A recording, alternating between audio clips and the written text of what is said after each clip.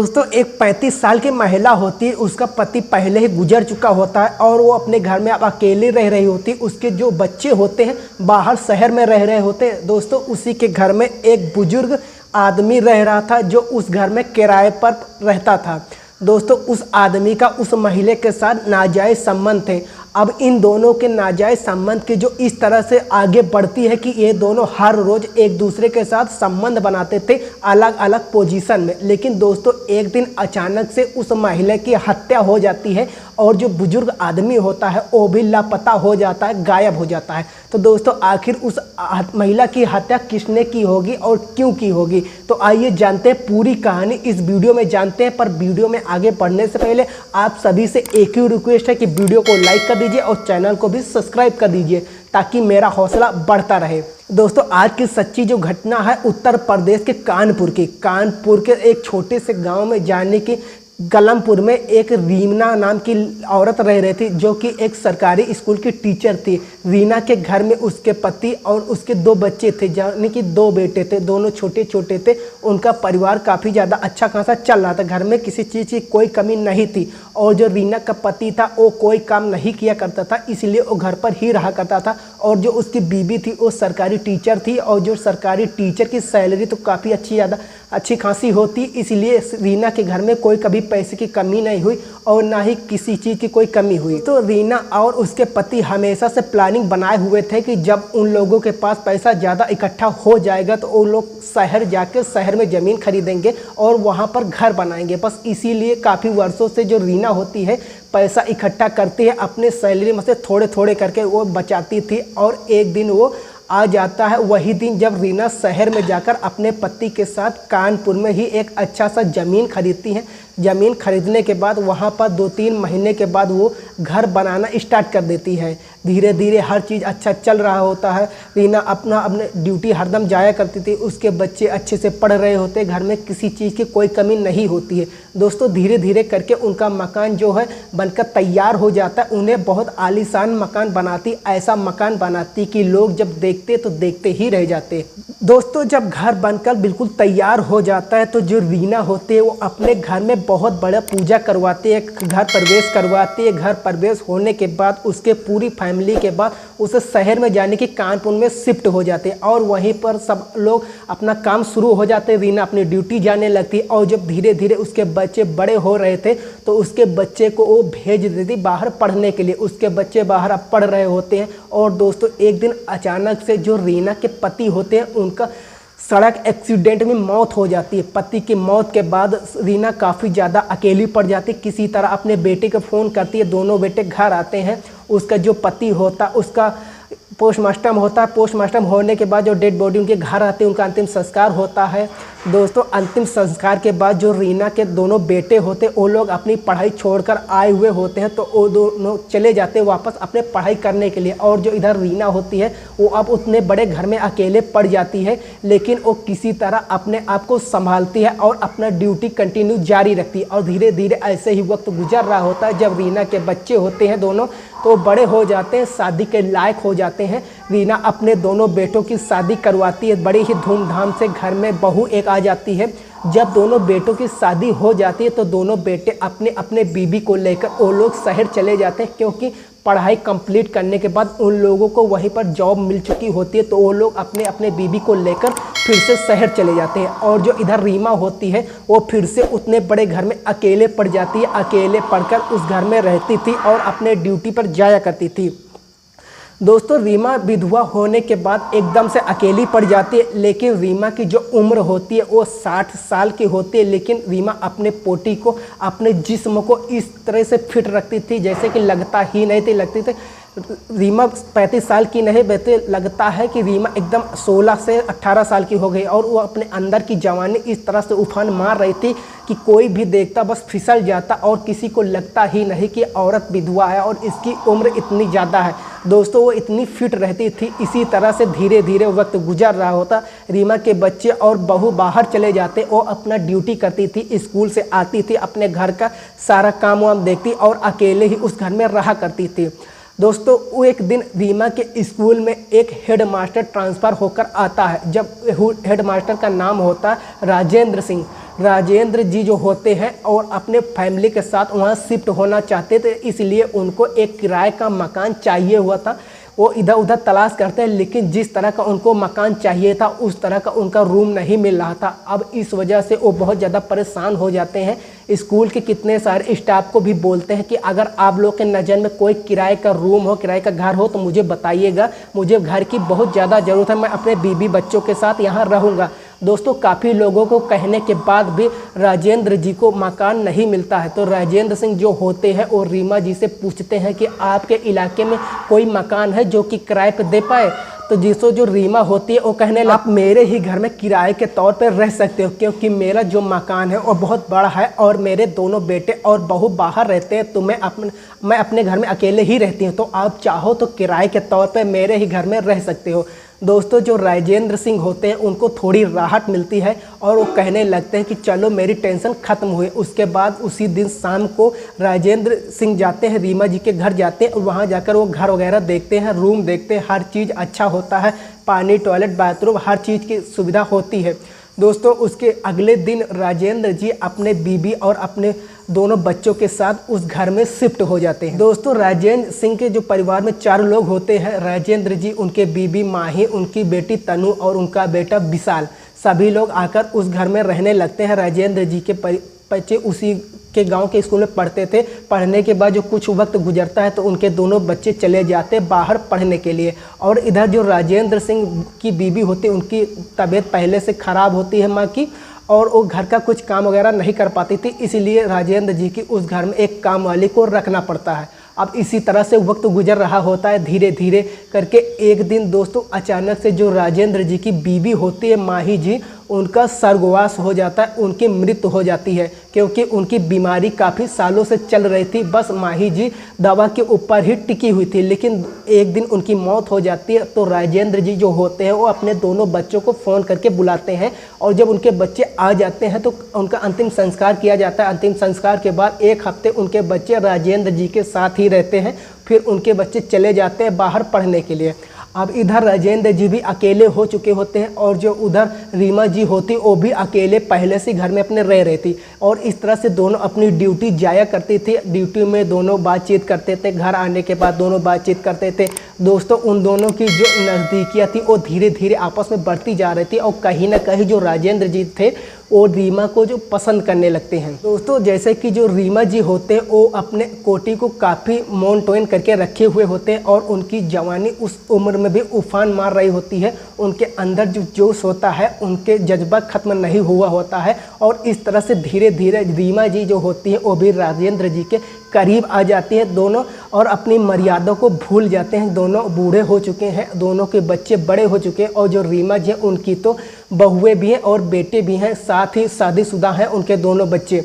दोस्तों इस तरह जिस रीमा जी और राजेंद्र जी होते हैं अपनी मर्यादाओं का उल्लंघन करते हुए और दोनों एक दूसरे के इतने करीब आ जाते हैं कि एक दिन दोपहर का वक्त होता है, दोनों अपने स्कूल से आते हैं ड्यूटी करके जब आते हैं दोनों एक रूम में चले जाते हैं रेस्ट करने के लिए, रेस्ट करने लगते हैं। दोस्तों उसी बीच दोनों के बीच में शारीरिक संबंध बन जाता है। पहली बार दोनों अपने आप को कंट्रोल नहीं कर पाते और दोनों के बीच नाजायज़ संबंध बन जाता है। दोस्तों अब एक बार दोनों के बीच नाजायज़ संबंध बन जाता है तो ये संबंध रुकने का नाम ही नहीं लेता। अब दोनों इसी तरह से एक दूसरे के साथ उसी घर में मियाँ बीवी की तरह रह रहे थे, लेकिन इस बात की खबर बाहर किसी को नहीं थी। और दोस्तों जो रीमा जी के बेटे होते हैं और दोनों बहुएं होती हैं, उन लोगों को पता होता है कि उनके घर में एक किराए का इंसान रह रहा है जो उसी स्कूल का हेडमास्टर है जहां उसकी मां टीचरिंग करती है। तो उन लोगों को कोई दिक्कत नहीं थी कि वहां किराए के तौर पर रह रहे हैं, क्योंकि इस तरह से उन लोगों का मंथली को इनकम मिल जाता था और उसकी मां को एक परिवार मिल गया था जो परिवार के तौर पर मां वहां पर रह रहे थे। तो इस बात की रीमा जी के बच्चों को कोई दिक्कत नहीं थी। और कभी कभी साल 2 साल में जो रीमा जी के बेटे और बहू थे वो आया करते थे, एक से 2 हफ्ते के लिए घूम कर फिर वापस अपने काम से चले जाते, तो उन लोगों को कोई दिक्कत फिर नहीं थी। दोस्तों ऐसे ही धीरे धीरे वक्त गुजर रहा होता है और एक दिन दोपहर के वक्त में राजेंद्र जी और रीमा जी ड्यूटी करके घर आते हैं। घर आने के बाद वो दोनों एक ही रूम में जाते हैं, रेस्ट करते हैं। थोड़ा आराम करने के बाद जब वो लोग शांत होते हैं तो फिर एक दोनों साथ संबंध बनाने लगते हैं। उन दोनों के तन पर एक भी कपड़ा नहीं होता है, दोनों एक दूसरे के साथ नग्न अवस्था में लिपटे हुए होते हैं। दोस्तों उसी दिन दोपहर के वक्त में ही जो राजेंद्र जी के बेटा और बेटी होते हैं तनु और विशाल, वो बिना बताए आ जाते हैं घर पे, और आकर के जैसे ही जाते हैं कमरे के ओर जाते हैं और अपने पढ़ते हैं तो हल्का सा दरवाज़ा खोलते हैं। तो दोस्तों जो तनु और विशाल होते हैं वो लोग अपने पिता और रीमा जी को आपत्तिजनक स्थिति में देख लेते हैं। दोनों के तन पे एक भी कपड़ा नहीं होता है। दोस्तों तनु और विशाल जो होते हैं वहाँ से चुपचाप बरामदे में आ जाते हैं। वहाँ पर बैठकर दोनों एक दूसरे से बातें करने लगते हैं कि माँ को भी गुजरे हुए काफ़ी ज़्यादा वक्त हो गए, अब हमारे जो पापा हैं वो भी अकेले हो गए हैं। अगर वो रीमा जी के साथ इस तरह से संबंध बनाते हैं, इस तरह से उन दोनों को नाजायज़ रिश्ता है, तो हमें इसका समर्थन करना चाहिए। पापा को कुछ नहीं करना चाहिए क्योंकि उनको किसी साथी की ज़रूरत है। तो पापा को तुम कुछ मत कहना, ऐसा तनु कहती अपने भाई से। दोस्तों जो विशाल होता है वो भी समझ जाता है और फिर अपने पापा से कुछ नहीं बोलता है। तो उसके बाद दोनों बच्चे खड़े होते हैं और फिर से अपने पापा को आवाज़ देते हैं। दोनों बच्चों के चेहरे पर स्माइल होती है। जो उसके पापा होते हैं शर्मिंदा हुए होते हैं क्योंकि उस कमरे के अंदर रीमा जी भी मौजूद होती है। दोनों फटाफट कपड़े पहनते हैं। कपड़ा पहनने के बाद राजेंद्र जी जो होते हैं अपना दरवाज़ा खोलते हैं।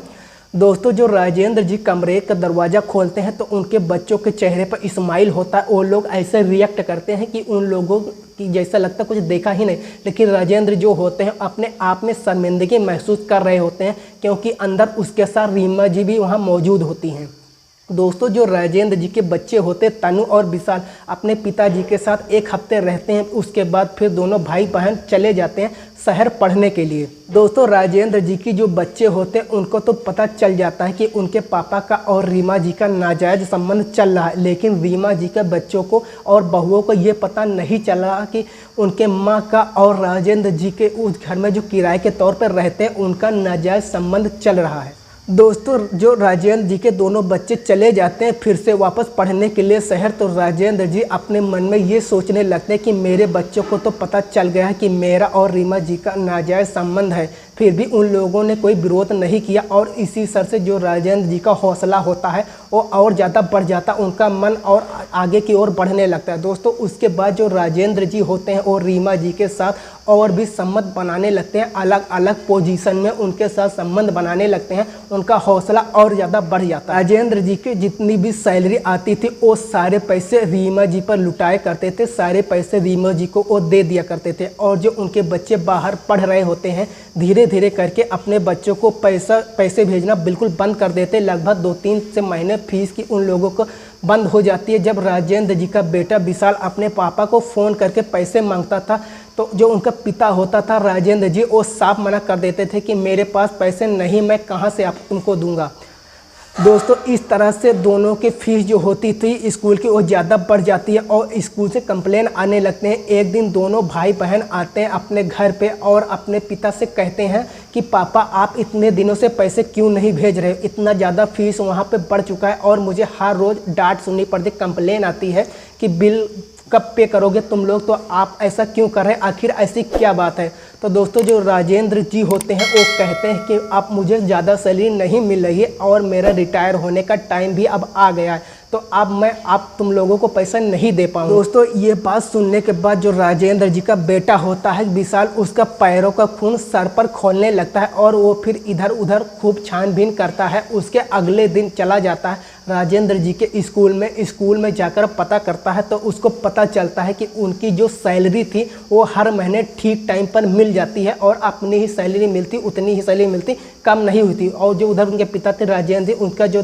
कहते थे उनके जो दवाई वगैरह है इसी समय पैसा खत्म हो जाता और सैलरी भी कम मिलती है। और ये सब बात जब उसको स्कूल से पता चलता है कि सैलरी ठीक ठाक मिले है तो वो अब और आग बबूला हो जाता है। और ठीक उसके अगले दिन जो उसका पिता होता है राजेंद्र जी, उनको सैलरी मिलती है और वो पूरा का पूरा सैलरी निकाल कर लाते हैं और रीमा जी के हाथ में दे देते हैं। दोस्तों यह सब जो उसका बेटा होता है विशाल देख लेता है। ये सब देखने के बाद अब उसको तो इतना ज़्यादा गुस्सा आता है कि वो उस गुस्से में किसी का कत्ल ही कर दे, इतना ज़्यादा गुस्सा उसको आता है।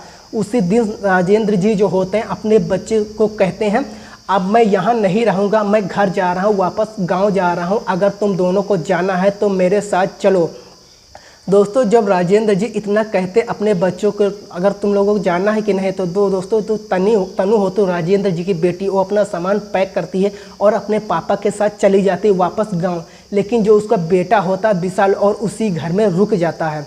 दोस्तों जो विशाल होता है उसी दिन शाम के वक्त रात के 8 बज के रीमा जी के कमरे में जाता है और काफ़ी ज़्यादा गुस्सा होता है। गुस्सा में रीमा जी से पूछता है कि रीमा जी आपने मेरे पापा के ऊपर ऐसा क्या भी जादू किया तो अपनी जिम्मेदारी लेने से वो इनकार करना, सारा सैलरी आपको लेकर दे रहे हैं, जितने भी उनके पैसे थे वो आपको लाकर दे रहे हैं, हम लोगों की जिम्मेदारी वो भूल गए, हमारा खर्चा उठाने के लिए वो तैयार नहीं, आखिर आपने ऐसा क्या जादू कर रखा है मेरे पापा के ऊपर। दोस्तों जो रीमा जी होती है वो शांत मीना से कहती है अरे बेटा तुम इतना क्यों भड़क रहे हो, तुम्हारे पापा भी अब बूढ़े हो गए हैं, उनका बुढ़ापे का सहारा कुछ तो होना चाहिए, अगर सारा पैसा तुम दोनों पे खर्च कर देंगे तो उनका बुढ़ापा का सहारा क्या होगा, तो बस इसलिए वो पैसा तुम लोगों को नहीं दे पाते। दोस्तों इतना बात सुनने के बाद जो विशाल होता है वो आग बबूला हो जाता है, उसके सामने एक हथियार रखा होता है, उसी हथियार से रीमा जी के ऊपर खूब ज़्यादा वार करता है, इतना वार करता है कि रीमा जी की वहीं पर मौत हो जाती है।